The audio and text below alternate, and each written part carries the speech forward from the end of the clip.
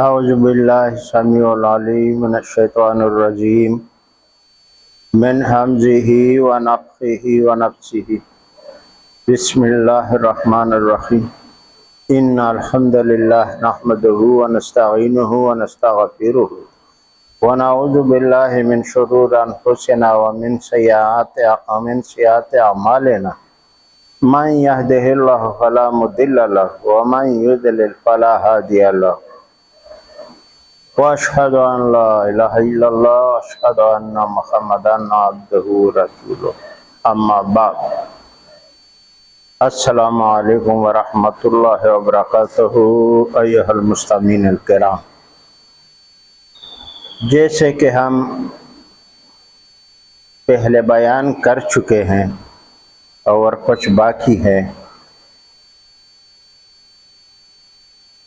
کہ نبی علیہ السلام نے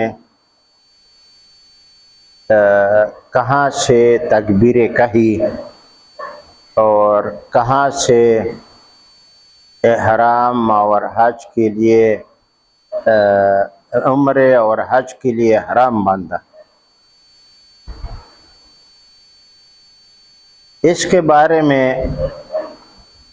کچھ نہ کچھ جو احادیثیں ہیں وہ بیان کرتے ہیں۔ امام بخاری رحمۃ اللہ علیہ کی کتاب میں احادیث شریف ہے کہ نبی صلی اللہ علیہ وسلم نے صرف مسجد ذوالخلیفہ سے بلند آواز سے تکبیر کہی۔ حمزہ بن عبداللہ بن عمر مروی ہے کہ ان تینوں نے، ایک روایت میں ہے کہ جو موسیٰ بن عقبہ سے عن سالم عن حمزہ بن عبداللہ بن عمر مروی ہے کہ ان تینوں نے اس سے عبداللہ بن عمر سے روایت کیا ہے۔ انہوں نے اس حدیث کا ذکر کیا ہے اور اس میں یہ اضافہ بھی کیا ہے کہ آپ نے لبیک کہا،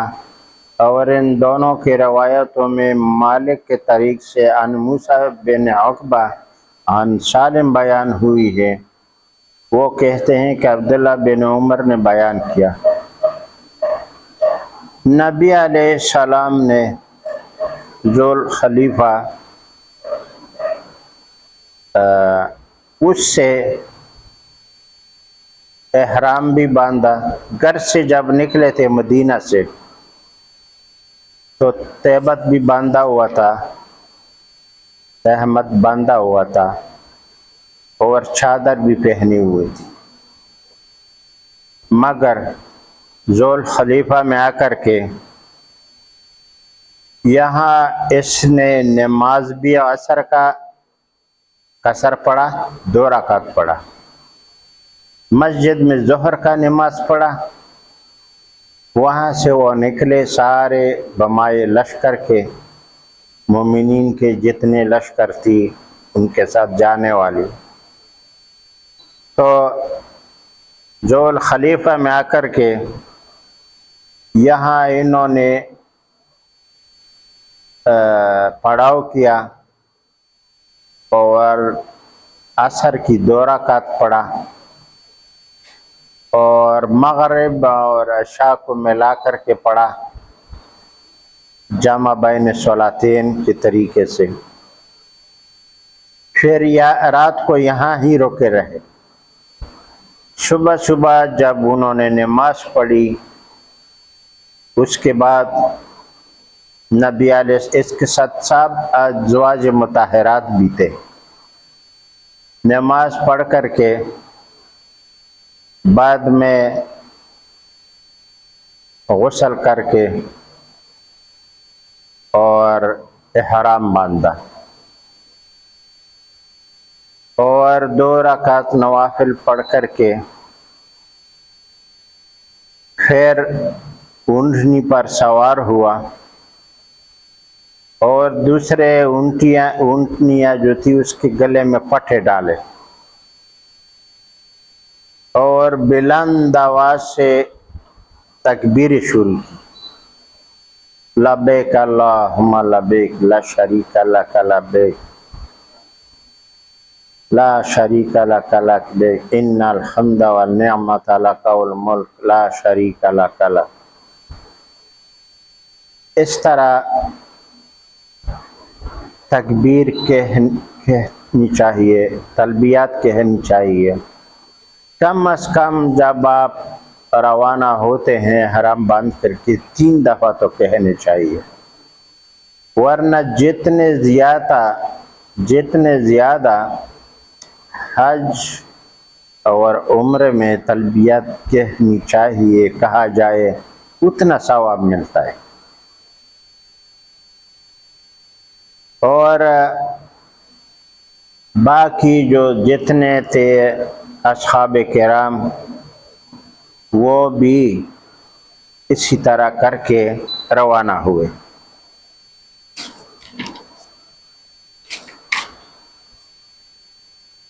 نبی علیہ السلام نے اپنے اس حج میں حج افراد، تمتع اور قرن میں سے کس کا احرام باندھا، اس کے متعلق تفصیلی بیان۔ اس بارے میں ام المومنین حضرت سیدنا عائشہ رضی اللہ عنہا کی روایت سے ابو عبداللہ محمد بن ادریس شافعی بیان کرتے ہیں کہ ہمیں مالک نے، ہمیں عبد الرحمن بن قاسم نے خبر دی ہے کہ ان کے باپ نے عائشہ سے روایت کیا ہے کہ رسول صلی اللہ علیہ وسلم نے حج افراد کیا، اور مسلم نے اسے عن اسماعیل عن ابی ادریس یحییٰ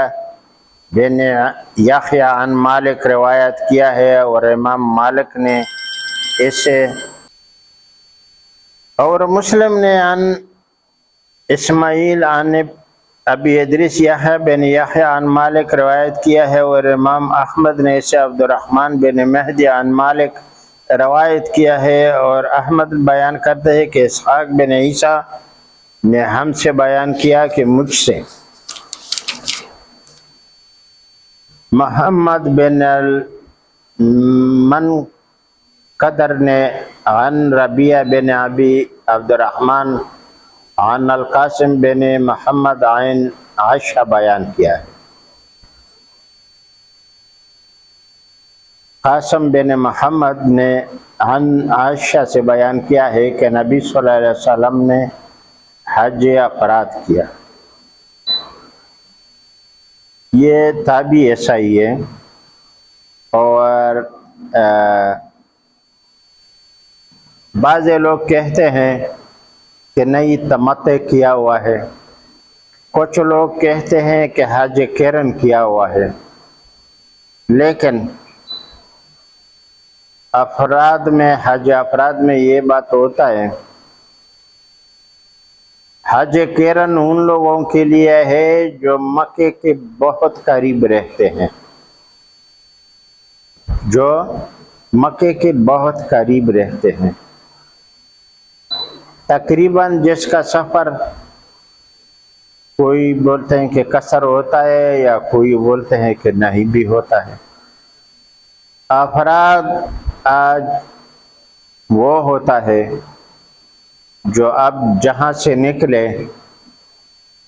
اور احرام باندھے، اور مطلب جہاں سے احرام باندھنے چاہیے میقات سے، ہاں میقات سے اگر پہلے گھر میں باندھے تو بھی بالکل صحیح ہے، مگر میقات سے آپ کو احرام باندھنا ہوگا، جو میقات نبی علیہ السلام نے عمرے کے لیے اور حج کے لیے بتائے ہیں۔ عراق والوں کے لیے اپنا میقات ہے جو وہاں سے آتے ہیں، شام والوں کے لیے اپنا میقات ہے، یمن والوں کی سیٹ کی طرف سے لم میقات ہے، جہاں سے ہم ہوائی جہاز کے ذریعے سے اوپر سے گزر جاتے ہیں۔ اس لیے ہم جو عجم لوگ ہیں، یہ پاکستان، انڈیا، افغانستان وغیرہ، ملیشیا اور بنگلہ دیش وغیرہ وغیرہ، یہ سب جہاز میں بیٹھنے سے پہلے ایئرپورٹ سے ہی ان کو احرام باندھنا ہوگا، یا گھر سے ہی باندھ کر کے احرام باندھے اور ایئرپورٹ میں آ کر کے وہاں پہلے ادھر آپ نے غسل بھی کیا ہوگا، غسل کے بعد آپ احرام باندھو گھر میں، نیت نہیں کرو۔ آپ ایئرپورٹ میں آ کر کے، ہر ایئرپورٹ میں جگہ بھی ہوتا ہے احرام باندھنے کا اور نماز پڑھنے کا، تو اسی بھی جگہ ہوتا ہے۔ وہاں آپ نے صرف یہ کرنا ہے کہ اگر احرام نہیں باندھا ہے تو ایئرپورٹ میں جگہ ہوتی ہے نہانے کی بھی اور احرام باندھنے کی بھی، پانی بھی ہوتا ہے۔ اگر آپ نے گھر سے غسل کر کے احرام باندھ لیا اور ایئرپورٹ میں پھر آپ نے نیت کرنے کا ہے، عمرے کا ہو یا حج کا ہو، اور 2 رکعت نوافل پڑھ کر کے آپ نے نیت کر کے دعا پڑھنا ہے، پھر اونچا آواز سے تلبیہ پڑھنا ہے 3-4 دفعہ یا 10 دفعہ یا جتنا بھی ہو، اور اذکار کرنے ہیں۔ پھر اس کے بعد جہاز میں ہم لوگ بیٹھتے ہیں، اور جہاز جب ہمارے جو ادھر میقات ہے، لملم میقات جس کو بولتے ہیں،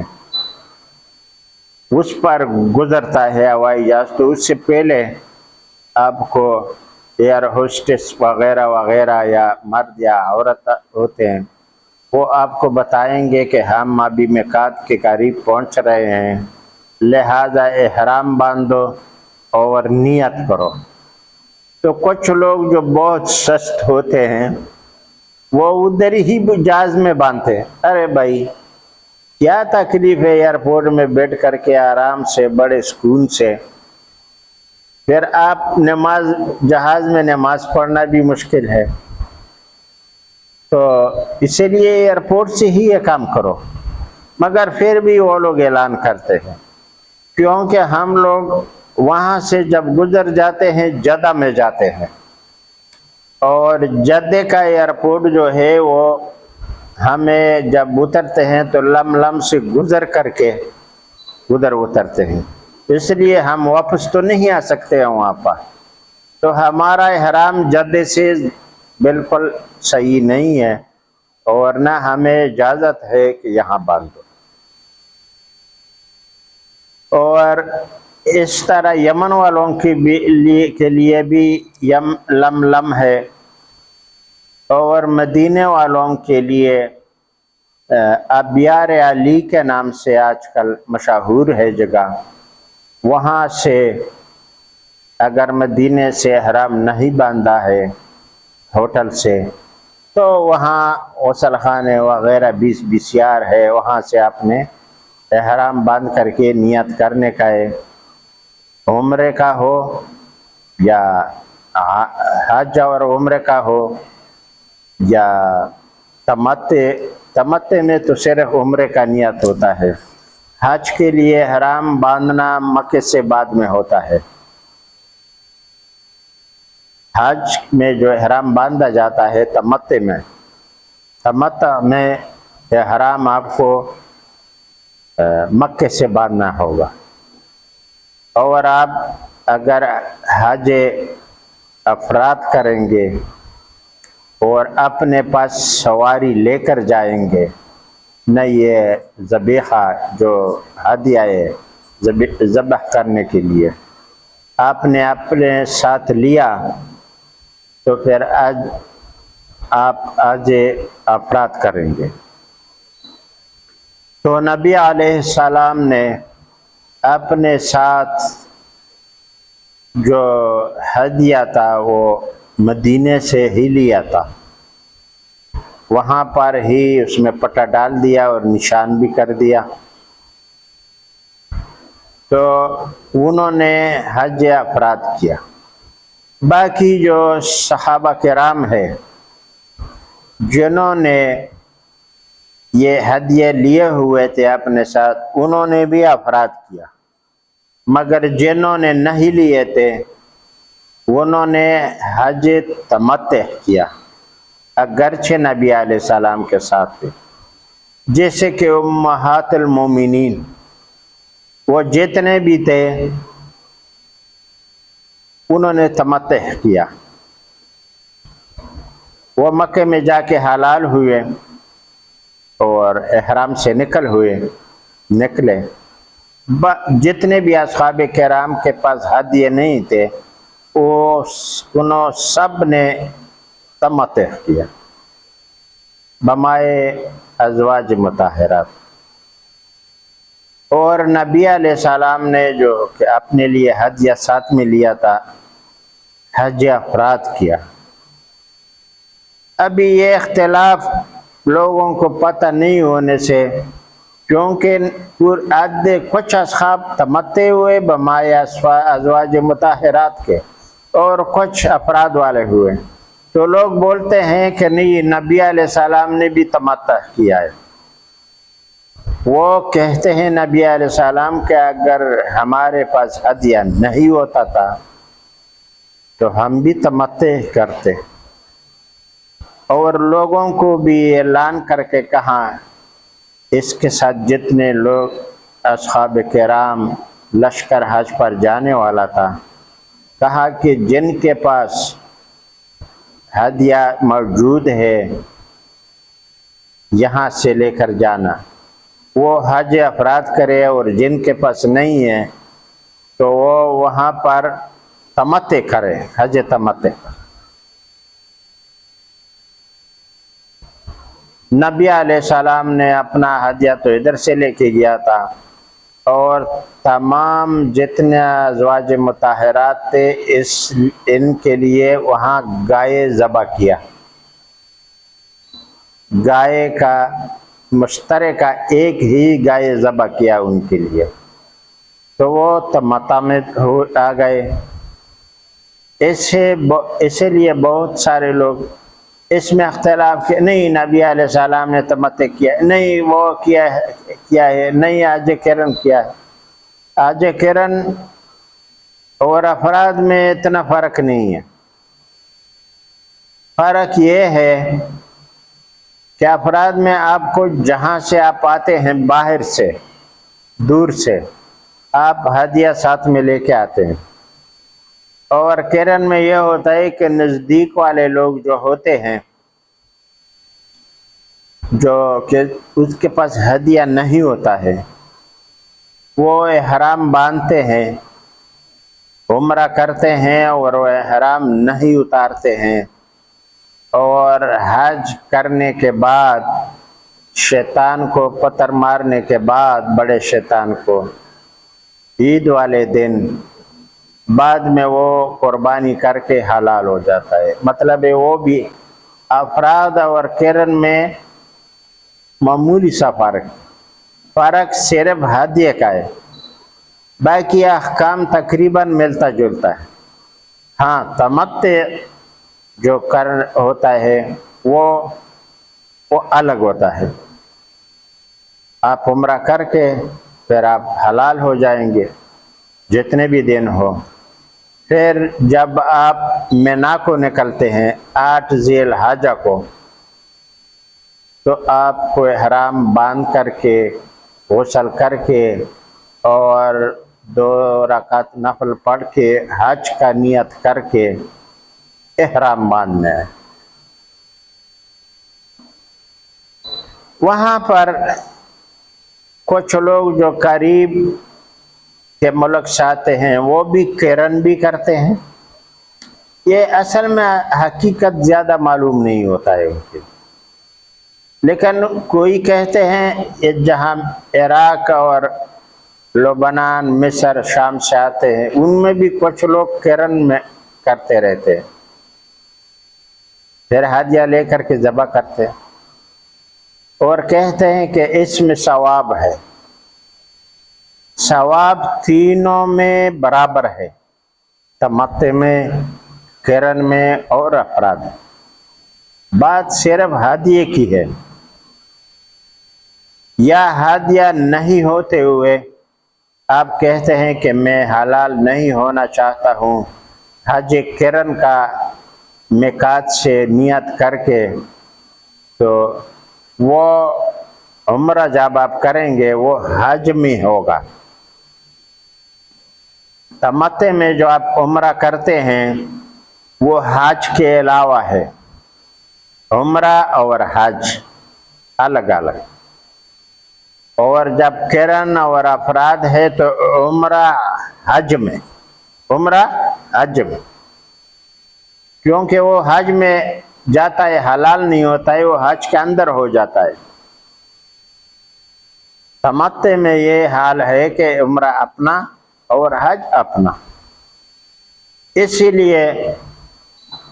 کچھ لوگ ثواب کی نیت سے تمتع کرتے ہیں، یہ بھی ٹھیک ہے تاکہ دو ثواب ملے، اور کچھ لوگ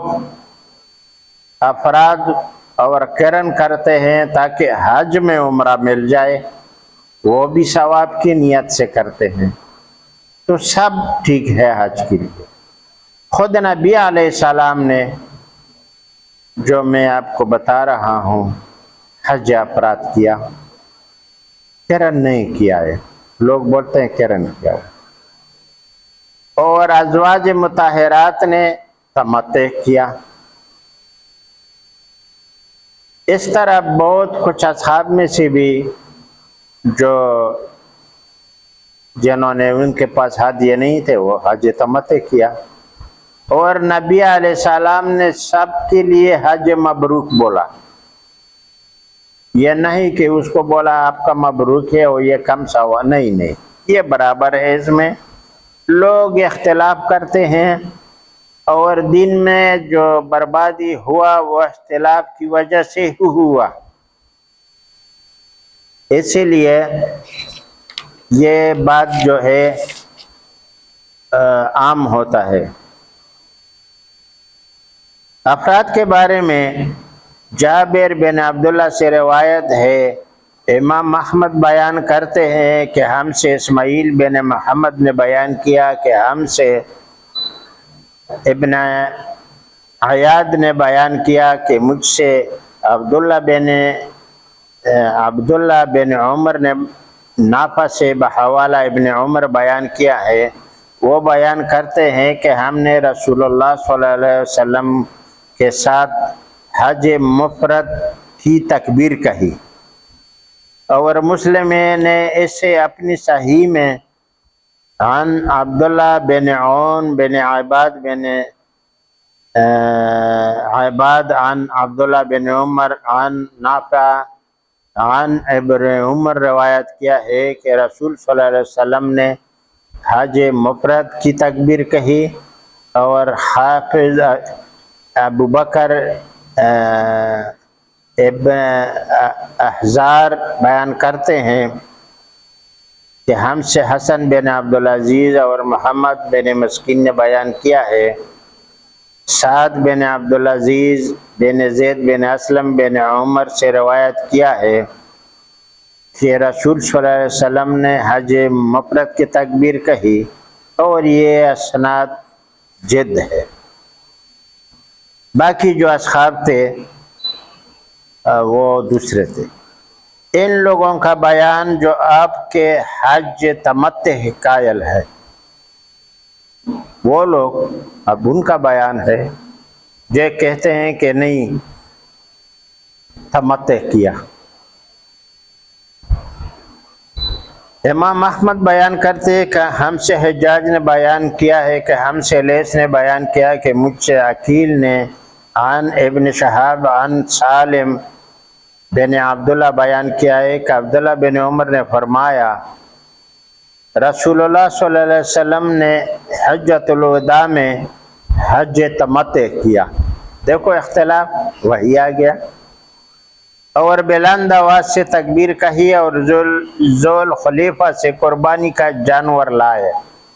میں نے کہا نا یہ بات یہاں غلط ہے، جب قربانی کا جانور تھا تو حج افراد ہی ہوگا۔ اور رسول اللہ صلی اللہ علیہ وسلم نے پہلے عمرہ کی تکبیر کہی پھر حج کی۔ اور کچھ لوگ ایسے تھے جو قربانی کا جانور لائے تھے، بس وہ ذوال خلیفہ سے قربانی کو جانوروں کو ہانک لائے، اور کچھ لوگ قربانی کا جانور نہیں لائے تھے۔ پس جب نبی صلی اللہ علیہ وسلم مکہ تشریف لائے تو آپ نے لوگوں سے فرمایا، تم میں سے جو شخص قربانی کا جانور لایا ہے وہ کسی حرام چیز کو حلال نہ کرے، مطلب اپنے کو حلال نہ کرے، یہاں تک کہ اپنے حج کو ادا کرے۔ اور جو قربانی کا جانور نہیں لایا وہ بیت اللہ اور صفا مروہ کا طواف کرے اور بال کٹائے اور حلال ہو جائے، تمتع ہو۔ یہ ہے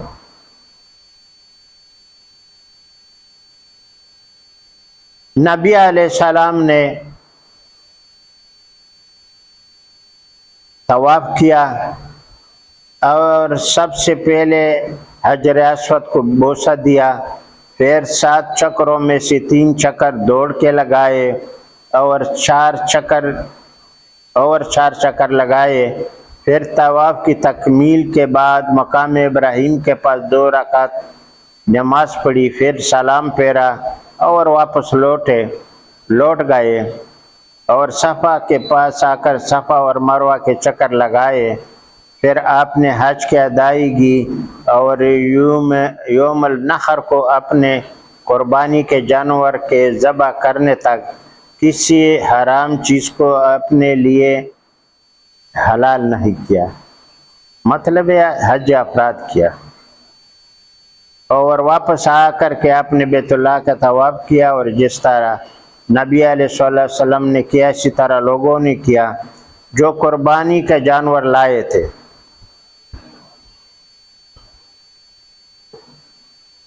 اور بیان ہے کہ بحوالہ بن زبیر بیان کیا ہے کہ عائشہ نے انہیں رسول اللہ صلی اللہ علیہ وسلم سے ایسا ہی بتایا جیسے سالم بن عبداللہ نے عن عبداللہ عن رسول اللہ صلی اللہ علیہ وسلم انہیں بتایا کہ نبی علیہ السلام نے حج تمتع کیا۔ یہ صحیح نہیں ہے، اور آپ کے ساتھ لوگوں نے بھی حج تمتع کیا۔ اور بخاری نے اس حدیث کو یحییٰ عن بکر سے روایت کیا، اور مسلم نے ابو داؤد عن عبد الملک بن شعیب عن لیث عن ابیہ روایت کیا ہے، اور نسائی نے عن محمد بن عبداللہ المبارک المخزومی عن حجین بن مسنہ بیان کیا ہے، اور ان تینوں نے لیث سے بن سعد سے عن عقیل عن زہری عن عروہ عن عائشہ رضی اللہ عنہا، جیسا کہ امام احمد نے بیان کیا ہے۔ یہ حدیث تینوں اقوال کے لحاظ سے مشکل احادیث میں سے ہے۔ مطلب یہ ہے کہ جیسے پہلے میں نے بیان کیا، کچھ لوگوں نے حدیث میں ادھر ادھر لوگوں سے جو روایت کیا ہے وہ بھی اختلاف ہے، اور اس حدیث میں یہ قول ہے کہ نبی صلی اللہ علیہ وسلم نے حجۃ الوداع میں حج تمتع کیا۔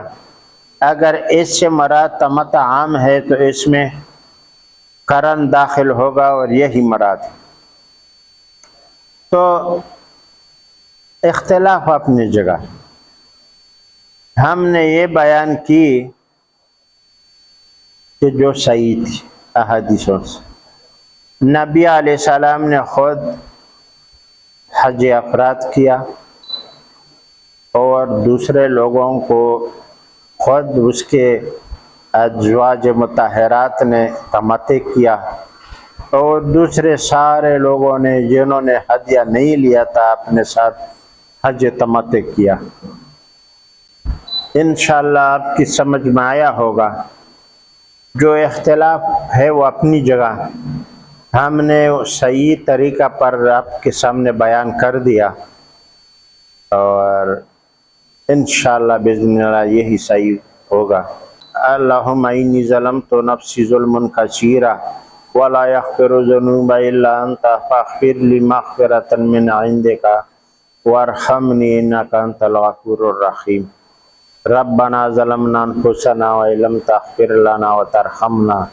लनकुनन्ना मिनल ख़ासिरीन। रब्बना ज़लमना अनफुसना व इल्लम तग़फ़िर लना व तरहमना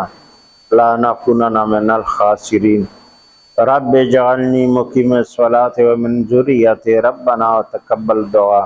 रब्बना इग़फ़िर ली व लिवालिदैया व लिलमुमिनीना यौमा यक़ूमुल हिसाब।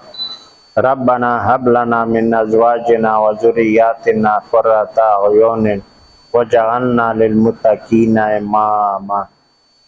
अल्लाहुम्मा इग़फ़िर ली व लिवालिदैया व लिलमुमिनीना वल मुमिनात वल मुस्लिमीना वल मुस्लिमात अल अहयाउ मिनहुम वल अमवात। अल्लाहुम्मा इग़फ़िर ली व लिवालिदैया व लिलमुमिनीना वल मुमिनात वल मुस्लिमीना वल मुस्लिमात अल अहयाउ मिनहुम वल अमवात। अल्लाहुम्मा अंसुरनल मुजाहिदीनल मुख़लिसीना फ़ी कुल्लि मकान। अल्लाहुम्मा अंसुरनल मुजाहिदीनल मुख़लिसीना फ़ी कुल्लि मकान। अल्लाहुम्मा अइज़्ज़िल इस्लाम वल मुस्लिमीना व अज़िल्ल कुफ़ार वल मुल्हिदीना वल मुशरिकीना व तवाग़ीता व रवाफ़िद व मजूसिया। रब्बना तक़ब्बल मिन्ना इन्नका अंतस समीउल अलीम व तुब अलैना इन्नका अंतत तव्वाबुर रहीम।